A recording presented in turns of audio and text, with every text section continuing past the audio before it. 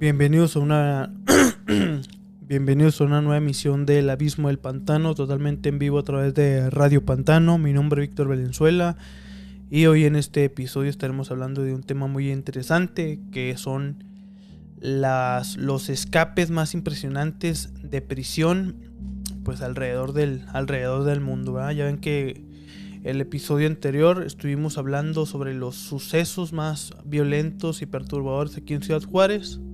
Y cerramos ese capítulo con el caso del motín realizado en el Cerezo, en el cual pues se fugaron alrededor de 30 presos que desconozco si eran miembros de la organización de los Mexicles, una organización del narcotráfico o crimen organizados aquí en Ciudad Juárez. Y cerramos con ese episodio. Y como nos quedamos muy picados con ese tema, pues decidí buscar aquí cuáles han sido los escapes pues más impresionantes que se realizaron con éxito. Porque sí hemos visto algunos, pero que unos se han quedado a medias o unos los han atrapado ahora sí que al día siguiente. Entonces aquí traigo algunos casos. Y pues para comenzar, pues diríamos que fíjate, diría que uno de los más, antes de irnos al extranjero, pues uno de los que llamó aquí mucho la atención son los dos escapes de Joaquín El Chapo Guzmán. Fíjate, ahora la primera fuga yo no la conocía muy a fondo como esta segunda que había realizado. Entonces aquí déjenme les doy lectura sobre cómo es que se realizó la primer fuga del Chapo Guzmán.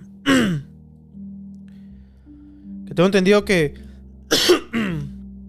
esta fuga se da por medio de un contenedor de lavandería o de basura que se aventaron o se pudieron pasar los 6 o 7 filtros que estaban en esa prisión. Pero aquí déjenme rápidamente, les busco acá la información.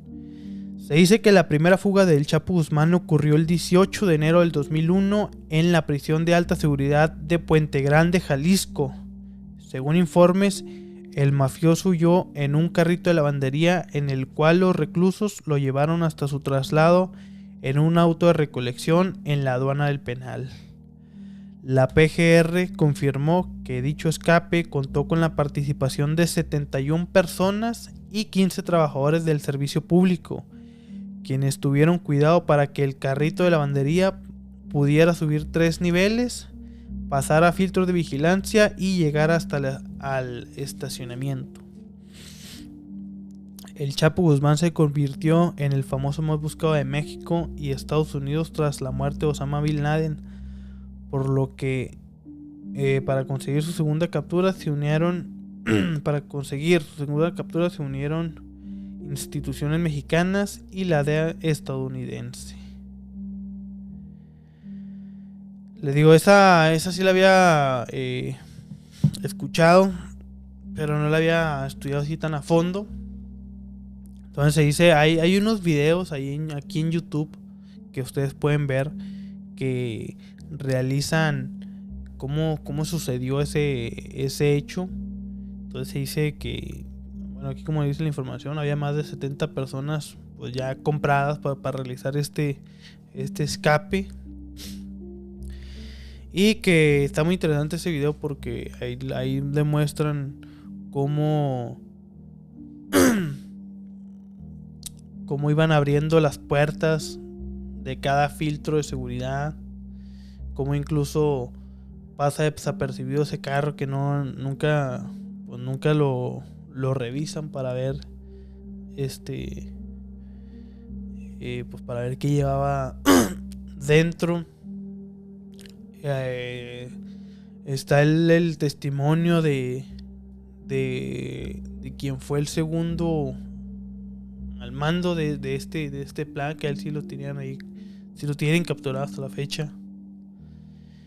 Y de cómo realizaron la investigación de todos los empleados, todos los custodios del penal. Y luego esa primer escape, pues en el 2001 todavía no era tan famoso el nombre del Chapo Guzmán, sino hasta que ya años más anteriores. Y luego ya pues posteriormente a ese escape vuelven a capturar al Chapo Guzmán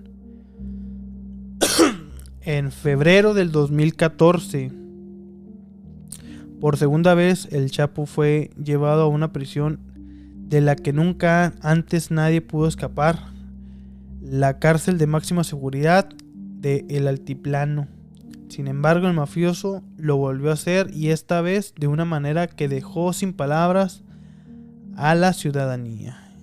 El 17 de julio del 2015, a 17 meses después de su captura, Joaquín Guzmán Loera estaba viendo televisión como cualquier otra noche común ahí en su celda. Esto dio un giro inesperado a las 8:52 de la noche, cuando el líder del cártel de Sinaloa se acercó a la zona de la ducha y posteriormente desapareció de la visión de las cámaras de seguridad. Cuando las autoridades se acercaron a su celda, aproximadamente 30 minutos después, los oficiales se dieron cuenta que había un hoyo en la ducha. Ello sería solo el inicio del famoso túnel de escape de más de 1 kilómetro que marcó la segunda vida de prisión de El Chapo Guzmán. Lo que más llamó la atención de la segunda fuga del Chapo fue que el sonido de un martillo para alcanzar finalmente la celda desde el túnel no fue percibido por los guardias de seguridad, quienes vigilaban constantemente las cámaras. Y bueno, se dice que según informes posteriores, el túnel de escape del Chapo contaba con sistemas de ventilación, tanques de oxígeno, bicicletas para el traslado y una salida directa a la colonia Santa Juana en Juárez. Aunque las autoridades cerraron las calles aledañas a la prisión, no pudieron encontrarlo, y el presidente Peña Nieto de México confirmó su escape. Bueno, de este caso también pues hay creo que es Televisa, son de los quienes hicieron el reporte más completo de los que yo he visto aquí en YouTube, por si ahí gustan ustedes verlo. La periodista ¿cómo se llama esta periodista? Se apellida Rojas, no me acuerdo su nombre, pero se apellida Rojas. Ella hace un reportaje de las instalaciones de ahí donde estaba y cómo se llevó a cabo. Hace el recorrido del escape, por si ahí gustan verlo. Y ahí muestra, ahora sí que detalladamente, el espacio de tanto del hoyo en la regadera, como ya ahora sí que los diferentes túneles hasta llegar al mero túnel, el que tenía más de 1,5 kilómetros. Pero ese segundo escape está muy interesante porque bueno, así como nos cuentan en ese video, se ve donde el Chapo Guzmán está viendo la tele, ¿va?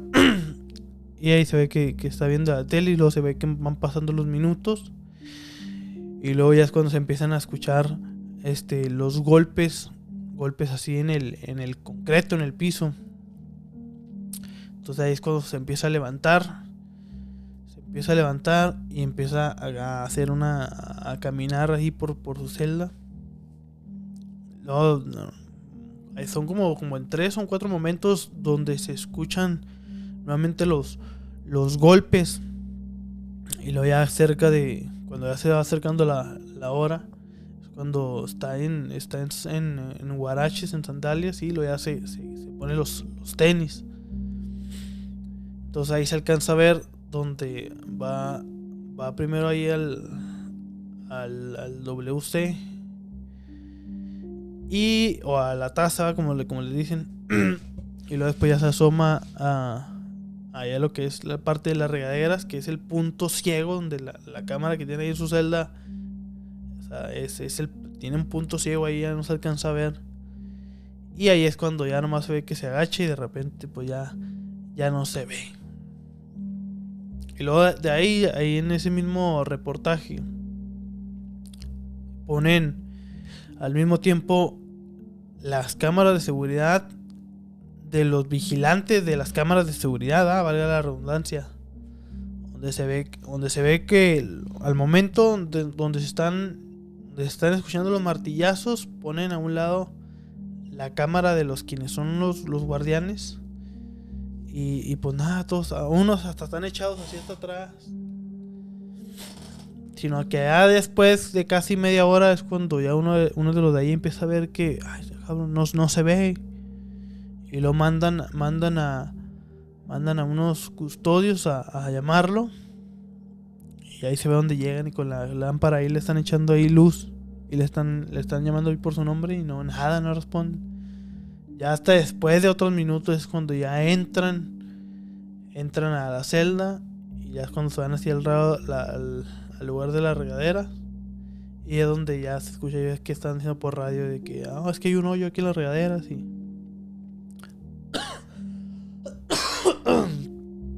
Y ahora sí que lo demás es historia, ¿va? Entonces les digo, en el reportaje que hace la periodista de Televisa, es un reportaje muy completo, porque inicia desde afuera de la celda y luego ya ingresa a la celda, se va al área de las duchas, y ahí es donde incluso ahí tienen toda la piedra de la que tapaba el hoyo, y se dice que esa piedra o ese pedazo de concreto lo quitaron, ya sea que lo calentaron y que aparte le pusieron como un ácido, pues para poder romperla sin que hiciera tanto ruido, pues, aunque sí se escuchan los martillazos, que es como ya para despegarla. Y luego ya se ve, son como bajando el primer así el agujero, estábamos en un pedazo, y luego después caminaban así derechito unos metros, y luego ya estaba otro túnel para abajo, donde ya estaba el mero bueno, el túnel largo. Pero es un pinche túnel así chiquito, o sea, no, está muy, muy chiquito. Y ahí se ve en el túnel donde tiene tubería, tiene alumbrado, tiene los rieles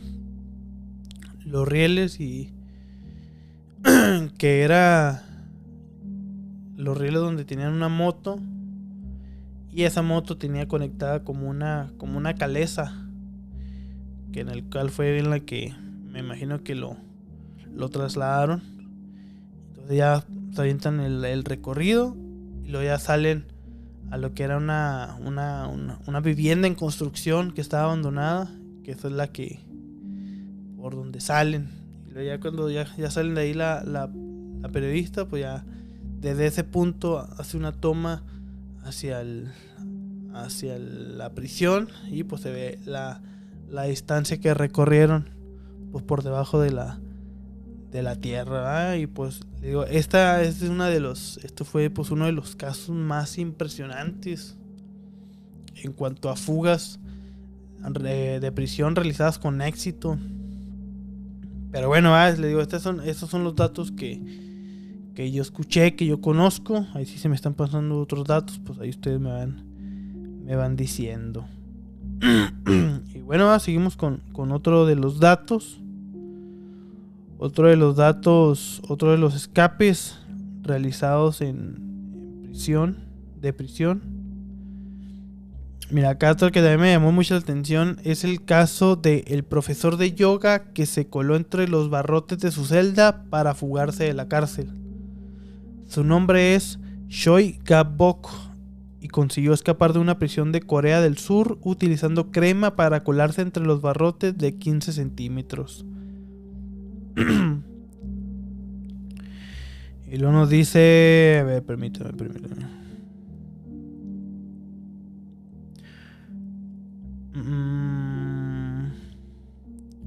Bueno, se dice que ingresó en prisión el 12 de septiembre del 2012 y el 17 de septiembre ya había huido.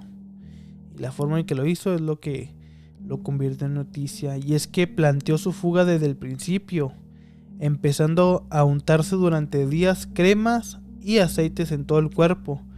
Lo que planteaba era estar lo suficientemente lubricado para poder colarse entre los barrotes. Eligió la ranura que le parecía más acorde para su flexibilidad. Y esa era en realidad por la que le pasaban la comida, un orificio de apenas 15 centímetros de alto por 45 centímetros de ancho, bastante pequeño. Según comentó la policía, parece ser que el maestro de yoga logró colarse en esa pequeña rendija en poco más de 30 segundos, toda una hazaña que lo catapultaría a la fama. Todo ello mientras 3 de los funcionarios de prisiones estaban dormidos. Y ojo a lo que hizo para evitar llamar la atención durante unos minutos. Dejó en la cama de su celda unos almohadones que simulaban un cuerpo humano para mantener a los oficiales de seguridad de la prisión distraídos mientras él huía de la cárcel descalzo. Escondido durante días en la montaña, dice que escapar de una celda valiéndose solo con la flexibilidad y con aceites es algo tremendamente difícil, pero conseguir salir de la prisión lo es aún más. Choi Gak-bok consiguió ambas y lo que decidió hacer después de huir fue esconderse para evitar volver a ser capturado. Antes de hacerlo, accedió a una residencia cercana que encontró en el camino, donde robó las llaves de un coche y una tarjeta de crédito. Primero huyó con el coche, pero la policía había establecido puntos de control o retenes. Decidió abandonarlo y continuar su aventura caminando hasta un monte cercano.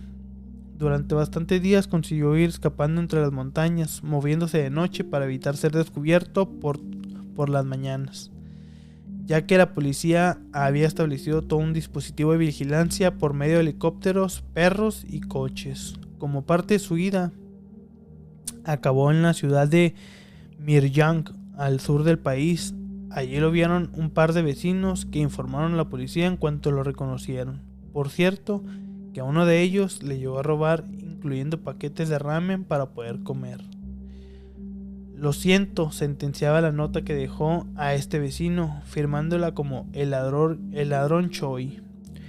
Sin dejar dudas de quién podía estar detrás, continuó huyendo hasta que, por fin, logró esconderse en la azotea de un edificio de Miryang, metido en una caja para que no lo reconocieran los helicópteros. Pero fue demasiado tarde porque no pudo huir más. 5 días después de su fuga, el 22 de septiembre, lo terminaron encontrando y deteniendo de nuevo, sin que esta vez hubiese barrotes que le garantizasen una salida. Bueno, pues esta historia, este suceso está muy impresionante, como este maestro de yoga, este coreano, logra salir pues por las pequeñas celdas, de estas celdas que tienen barrotes. Le digo porque, bueno, yo nunca he visto una celda de las del Cerezo de aquí de Juárez. Yo solamente he entrado a las celdas, entrado a las celdas del Cerezo allá de Chihuahua. Bueno, ahorita si hay tiempo les contaré esa anécdota, ¿verdad? ¿Cuál más historia tenemos aquí? Bueno, en lo que preparo esta siguiente historia, vamos a un pequeño corte, un corte musical.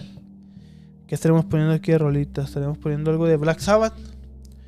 Y estaremos ahorita aquí de regreso aquí en su episodio o aquí en su programa de El Abismo del Pantano, totalmente en vivo a través de Radio Pantano. Así que vamos con esta canción de Black Sabbath, Iron Man. Ahorita que estamos hablando de hierro, vamos con esta canción y volvemos con más de este episodio que está poniendo muy interesante. Y bueno, ya estamos de regreso aquí en el programa del Abismo del Pantano, totalmente en vivo a través de Radio Pantano, y continuamos con el tema, este tema que se está poniendo muy interesante, que son las fugas más impresionantes de prisión, pues alrededor del mundo. Ya estuvimos hablando acerca de la fuga más conocida aquí en México, que es la fuga de Joaquín El Chapo Guzmán. Y aquí tengo otro, no conocía yo este hecho, que se dice el siguiente, ¿va? La fuga del siglo en una cárcel mexicana de máxima seguridad y fue más sorprendente que la del Chapo Guzmán. Fue el primer escape de una prisión en helicóptero y tanta fama alcanzó que 4 años después, en 1975, Hollywood llevó a las pantallas la historia con Charles Bronson como protagonista de la cinta Breakout. Joel David Kaplan, el protagonista de la fuga del siglo de una cárcel mexicana. Son las 18:30 horas, ¿qué vienen siendo las 18? Son las 6. Son las 6:30 de la tarde del 18 de agosto de 1971. Llueve en la Ciudad de México y en la penitenciaria de Santa Marta, Acatitla, entonces la prisión de máxima seguridad del país. Hay aproximadamente 700 internos que deambulan y miran una película bajo vigilancia de los custodios. Entre ellos hay un estadounidense y un venezolano que esa tarde romperán el tedio de la prisión al protagonizar el espectacular escape que ha ocurrido en una prisión mexicana. Los protagonistas de la fuga del siglo, como lo llamó la prensa de todo el mundo, son el estadounidense Joel David Kaplan y el venezolano Carlos Contreras, compañeros de celda. Esa tarde de agosto, Kaplan escaparon de sus condenas por homicidio y tráfico de armas el primero y por narcotráfico el segundo, a bordo de un helicóptero Bell Model 47 color azul que aterrizó en pleno patio al tercer sector de la penitenciaría de Santa Marta. Después ocurrirían otras fugas de las prisiones mexicanas, pero ninguna tan atrevida como esta. Fue el primer escape de una prisión en helicóptero y tanta fama alcanzó que 4 años después, en 1975, Hollywood la llevó a las pantallas. Pero la más exhaustiva investigación sobre aquel escape que dejó en ridículo a las autoridades mexicanas la llevaron a cabo el escritor Elliot Asinoff y el periodista Warren Hinckley, exagente del FBI, en el libro Kaplan, Fuga en 10 segundos. Bueno, y luego dicen, a ver. Bueno, aquí revelan de qué acusaron a esta persona. A Kaplan lo acusaron del asesinato de Vidal y lo condenaron a 28 años de prisión en México. Luego de su extradición de España, a donde había huido tras el hallazgo del supuesto cadáver. Kaplan alegó su inocencia durante todo el juicio en un proceso realmente plagado de irregularidades y rarezas, entre otras que nunca pudo comprobarse en realidad la identidad del cuerpo de Vidal, supuestamente encontrado bajo tierra, solo con los pies descubiertos y al parecer ya devorado en parte por perros callejeros. Bueno, aquí dan más detalles de quién era esta persona llamada Vidal, pero aquí lo interesante es el escape. Kaplan no soportaba Kaplan no soportaba el encierro y su ánimo iba en picada, no resistiría mucho. Le advierte en una carta un corresponsal estadounidense de nombre Pierre González a su hermana Judy. En septiembre de 1967, la Suprema Corte de Justicia de la Nación había rechazado de manera definitiva su último recurso de apelación presentado por su abogado y ya no había nada más que hacer. La fuga era su única opción para salir de la penitenciaría de Santa Marta Catitla, que esta fue inaugurada el 14 de octubre de 1957 como una cárcel de máxima seguridad. A Santa Marta llegaron los reos más peligrosos de México, internos antes en el famoso Palacio Negro de Lecumberri, hoy Archivo General de la Nación, la más tétrica de las prisiones que operó durante los 76 años. Era Santa Marta un agrupamiento de pabellones para más de 1 millar de habitantes, circundado con un par de murallas altas y seguras, custodiado por esbeltas torres de vigilancia. Dentro había extensas de trabajo en una nave industrial que jamás conoció Lecumberri. Dice de recreo, de enseñanza y aún de oración. En un costado se alzaba la hermosa capilla para los diversos cultos, cuyo frente exponía una pintura mural de Arnold Belkin.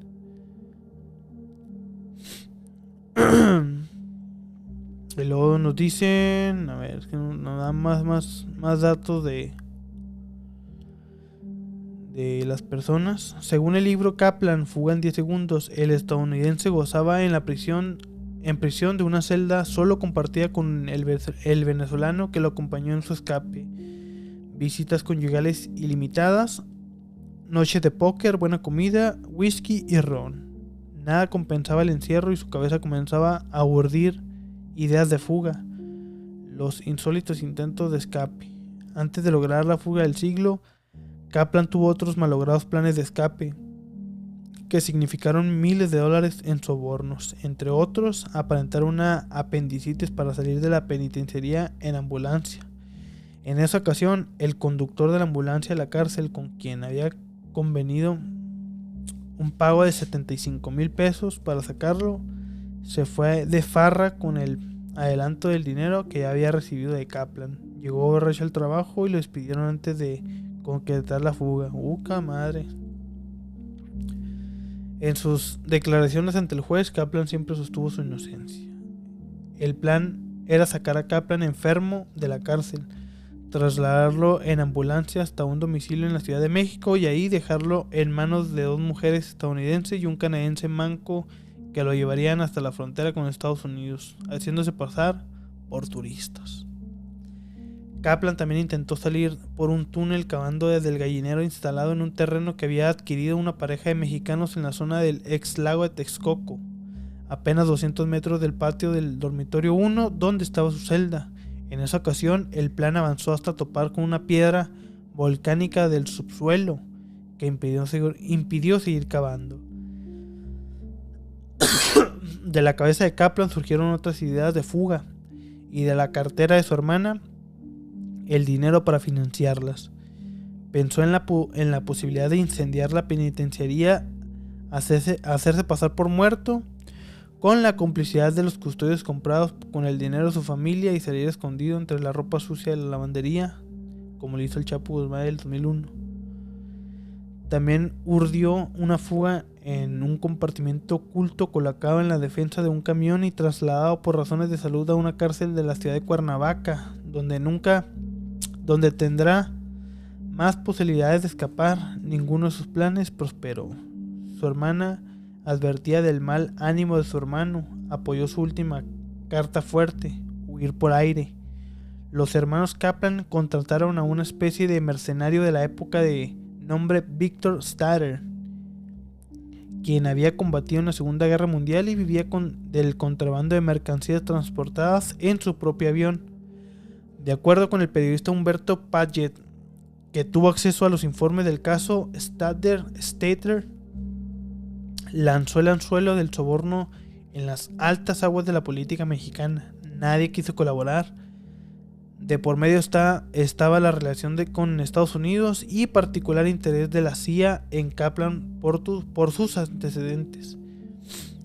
Sin embargo, el plan siguió. El cronista mexicano Armando Jiménez, en su libro Lugares de Gozo y Retozo, afirma que en los meses previos a la fuga del siglo, Kaplan recibió constantes visitas que recogían detalles de las instalaciones y la operación de la penitenciaría de Santa Marta.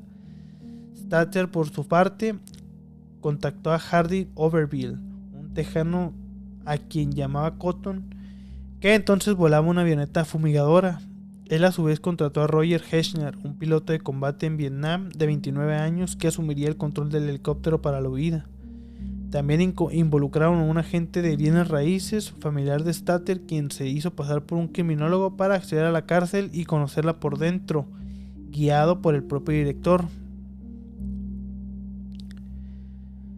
La tarde del 18 de agosto de 1971, el plan estaba listo. El compañero de celda de Kaplan, el venezolano Carlos Contreras Castro, se encargó de desconectar la alarma de la torre de vigilancia. A las 5:53 de la tarde de la ciudad de Pachuca, en Hidalgo, despegó Roger Heschner a bordo del helicóptero Bell Model 47 pintado de azul, que lo hacía parecer como uno de los que utilizaba la policía en ese entonces.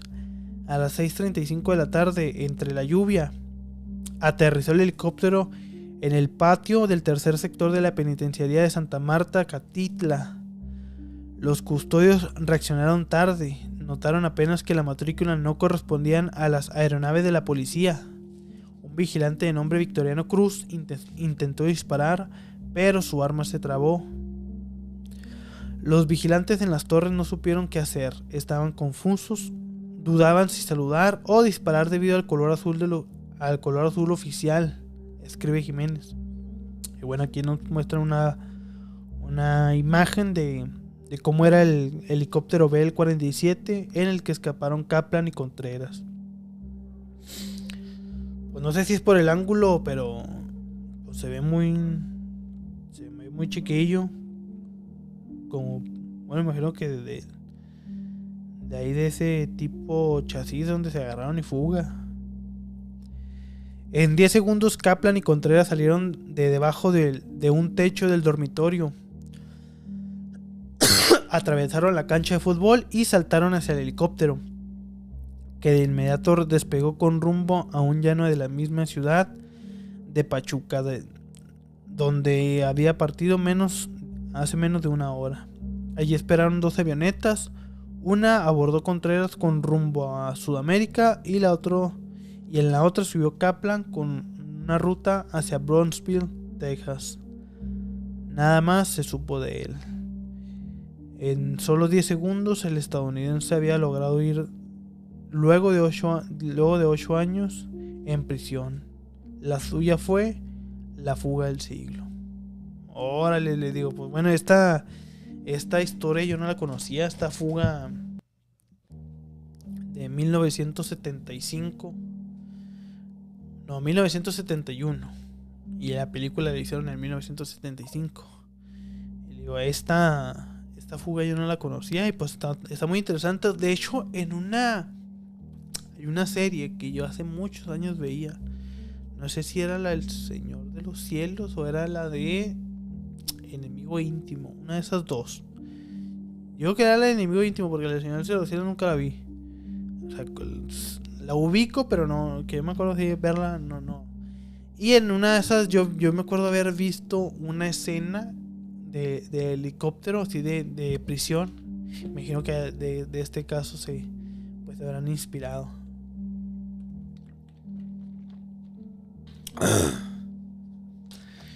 Ay, pues si ustedes conocen esta historia, pues me la hacen saber.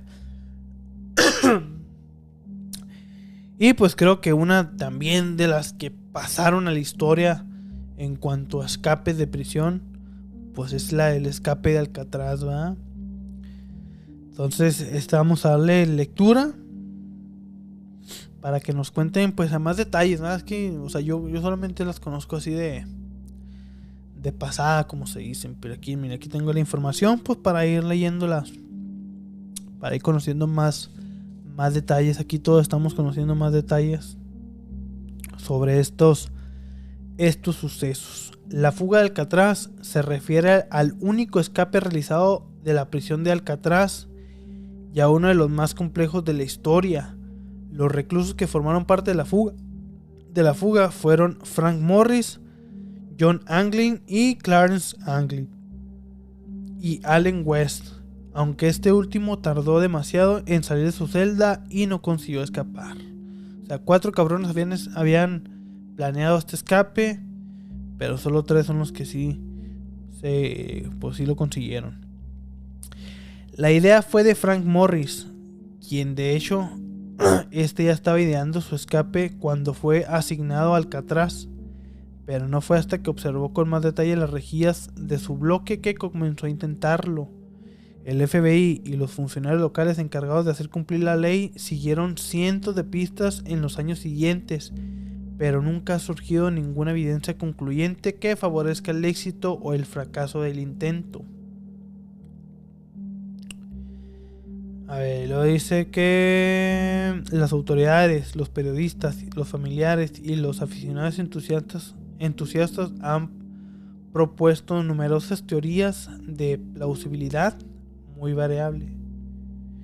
En 1979 el FBI concluyó oficialmente sobre la base de pruebas circunstanciales y una preponderancia de opiniones de expertos que los hombres se ahogaron en sus gélidas aguas de la bahía de San Francisco antes de llegar a tierra.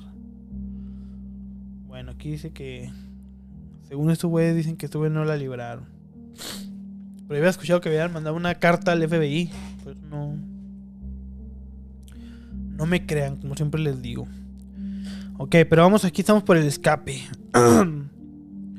Los 4 reclusos se conocían de encarcelamientos anteriores en Florida y en Georgia, cuando se les asignaron celdas adyacentes en diciembre de 1961.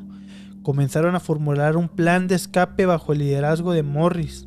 Durante los siguientes 6 meses ampliaron los conductos de ventilación debajo de sus fregaderos utilizando hojas de sierra desechadas que se encuentran en los terrenos de la prisión, cucharas de metal del comedor y un taladro eléctrico improvisado con el motor de una aspiradora. Los hombres ocultaron su trabajo con cartón pintado y taparon el ruido con el acordeón de Morris, además del estruendo ambiental de la hora de la música. O sea que al momento cuando estos güeyes, las herramientas que habían conseguido, tanto en los patios, tanto en los comedores, y tanto el taladro, hechizo que hicieron, me imagino que a la hora de usar el taladro era cuando estos güeyes aprovechaban su hora de música y empezaban a tocar a madre para que no se escucharan los madrazos de la excavación y del taladro.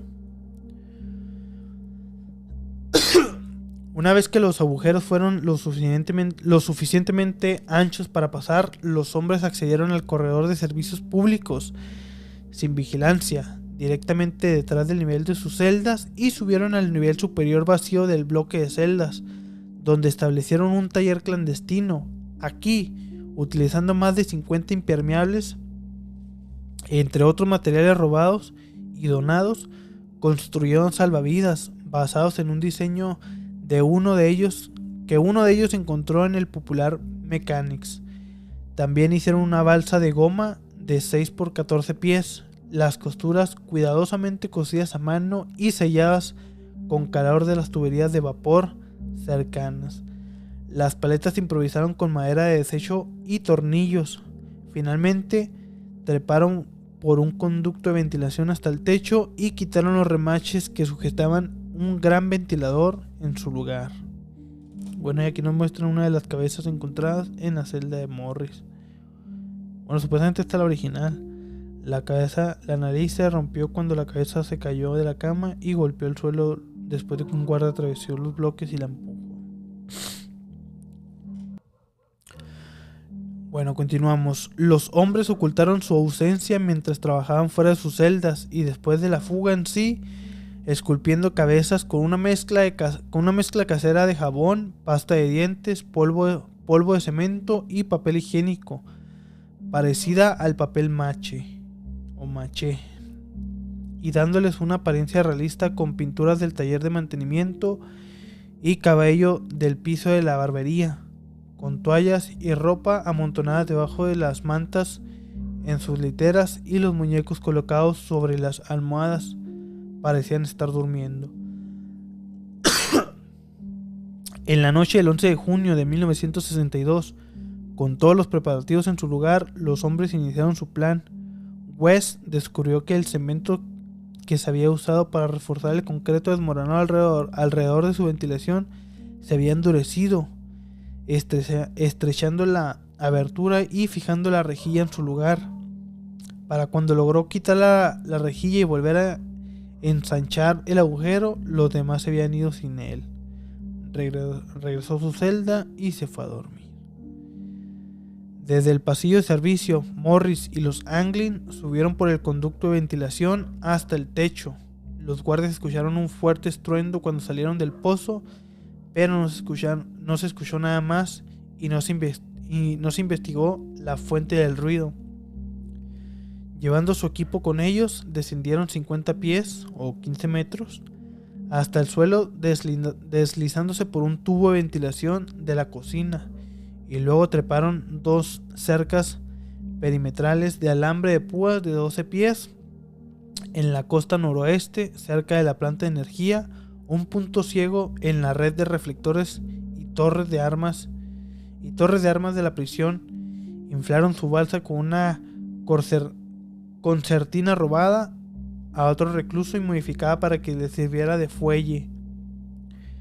En algún momento después de las 10 de la noche, estimaron los investigadores, abordaron la balsa y botaron, y partieron hacia su objetivo, la isla de Los Ángeles, a 2 millas del norte. ¡Opa!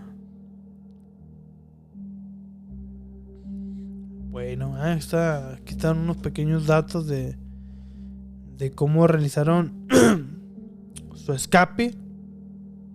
Y acá en otra información nos dice que sobre lo de la carta, la supuesta, bueno, acá nos están poniendo imágenes de los convictos, los reales. Y se dice que el FBI reabrió el caso y su búsqueda, luego de que uno de ellos escribiera en 2013 una carta en la cual les advertía que todo este tiempo había estado oculto y que había sobrevivido a la espectacular fuga. La misiva se hizo pública recién esta semana por la dependencia norteamericana. La carta decía es: mi nombre es John Anglin, escapé de Alcatraz en junio de 1962 con mi hermano Clarence y Frank Morris. Tengo 83 años y estoy en mal estado. Tengo cáncer. Sí, todos pudimos escapar esa noche, pero por poco. Es lo que escribió el fugitivo en la carta que llegó a las oficinas del FBI hace ya casi 5 años.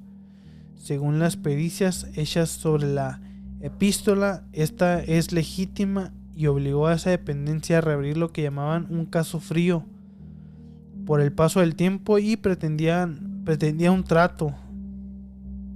Se anuncian en televisión que iré a prisión por no más de 1 año y tendré atención médica. Entonces les escribiré de nuevo y les dejaré saber el lugar exacto donde estoy.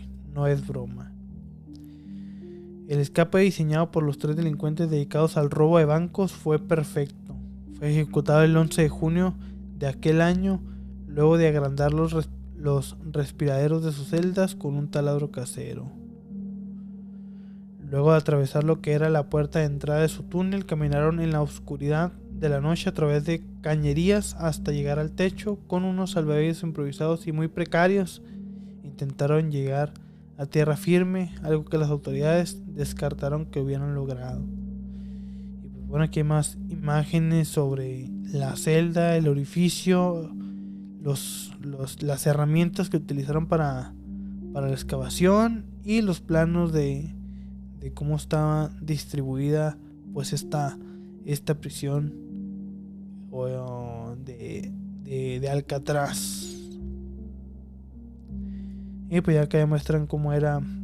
Muestran una foto real de la carta escrita por John Anglin, en la que dice que su hermano y su amigo ya habían muerto. Y como ya tenía cáncer, pues por eso decidía mejor que entregarse a cambio de un trato. Y pues ya que hay más, bueno, aquí ya nomás están relatando lo que es la película Escape de Alcatraz, protagonizada por Clint Eastwood en los años 70. Pues bueno, estos yo sí había escuchado acerca de este escape de Alcatraz, pero no la había escuchado así tan detallada. Y bueno, es que sí he visto más videos. He visto más videos de escapes de prisión, pero no se me hacen tan impresionantes como estos que estamos aquí leyendo. Por ejemplo, uno de los que vi hace recientemente, sobre todo en TikTok, es donde los estoy viendo más seguido. Ya es como es el pinche algoritmo que apenas ves dos videos y ya te empieza a aventar muchos. Es uno de... ¿Era en El Salvador? ¿O era en Honduras, güey? No me acuerdo. No, en El Salvador no creo porque... O no sé. Bueno, el punto es que se ve que es en la tarde y es una cámara de seguridad que está hacia el exterior, y en esa cámara se alcanza a ver dos cosas. Se alcanza a ver una parte, o sea, se ve la barda de la prisión, y se ven los techos de la prisión, y del otro lado de la barda pues ya se ve la calle pública y se ven casas que de ahí que están ahí a un lado. Es lo que se alcanza a ver en esa cámara, el ángulo de esa cámara. Y luego se alcanza a ver donde se empiezan a correr güeyes ahí por el techo, y traen como una mesita así de fierro, y la ponen en la orilla del edificio donde están, o del techo donde están, y luego ponen una tabla que da entre la mesita y la barda de la prisión.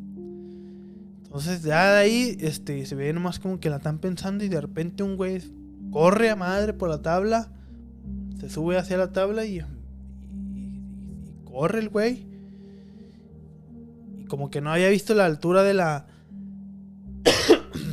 barda, y en cuanto nomás brinca así las púas, el alambre de púas, se suelta y cae así de puro pinche sentón, de pura espalda hacia a la calle, que incluso se ve en la calle, se ve que van pasando gente, van pasando mujeres, van pasando carros,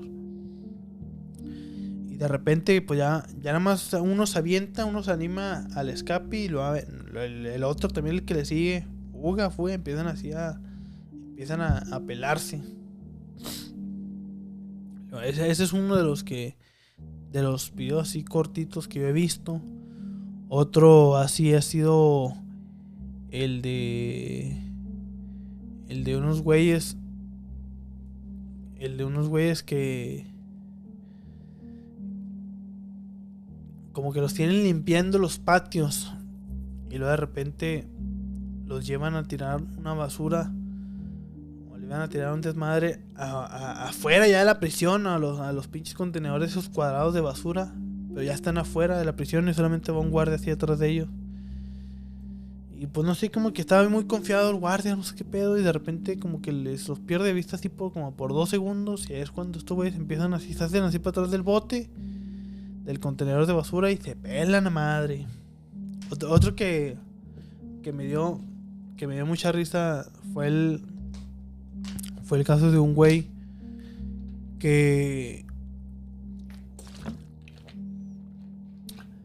Fue el caso de un güey que estos güeyes se ve que entraron entran como un estacionamiento de una prisión y empiezan a bajar a un chingo de güeyes. Se empiezan a bajar de la camioneta y uno de esos güeyes como que se sordea y se va para atrás. Y ya pues empiezan a meterlos a todos ahí a la oficina que está ahí en la entrada.